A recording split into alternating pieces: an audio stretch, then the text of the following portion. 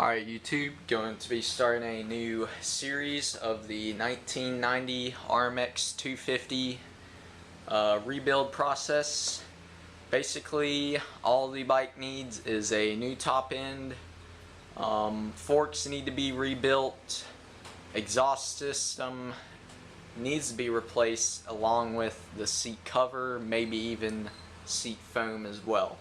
But those are the basic things the bike needs. Starting on the top end will be the first thing that will be done to the bike.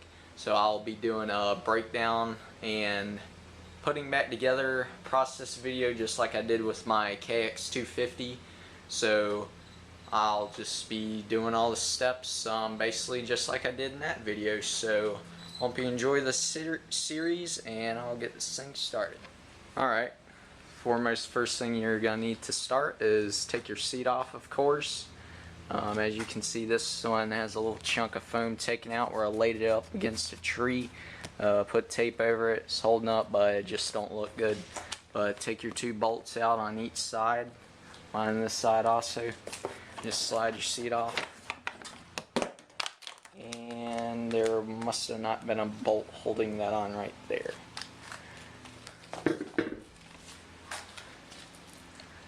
Filter is ripped.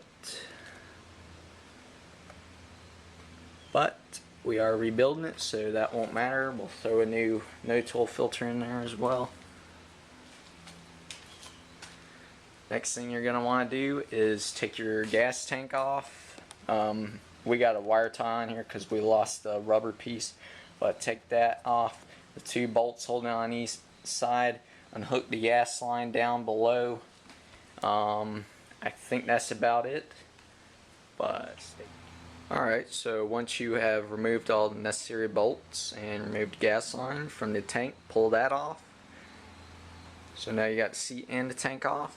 Good thing about the RMX is the radiators are pretty far forwards.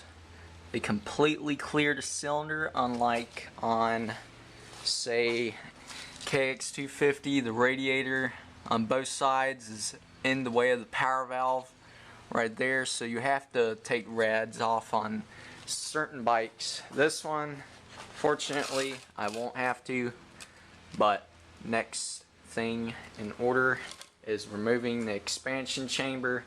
So take that off by removing the two springs right there and right there, as well as the bolt right here and the bolts like just this right here, and then just use some force and pull it right off.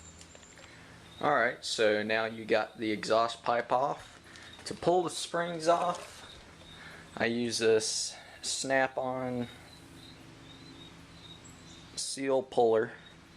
Just hook it right on the spring, pull it right off nice and easy.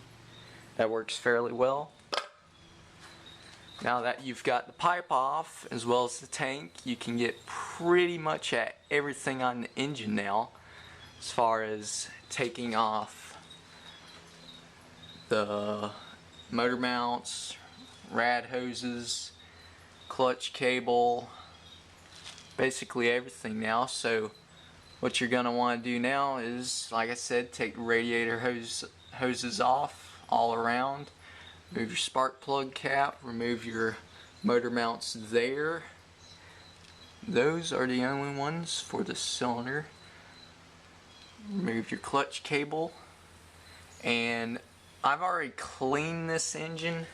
I'm going to get my air gun and blow it all off once again to make sure there's no dirt or anything like that. Definitely don't want that falling down to the bottom cavity down there. So once you've taken your motor mounts, hoses, cables, wires, no, you don't need to take wires off, but once you've taken that all off, I will show you the next steps, so stay tuned. And of course, don't forget to drain your radiator fluid out of this bolt right here on the bottom with the copper washer. Alright, so after you've drained the radiator fluid, got all the cables, all the motor mounts, which is just one on this bike. So after you've gotten all of that off, get you a 12mm and take the 6 head nuts off of the head.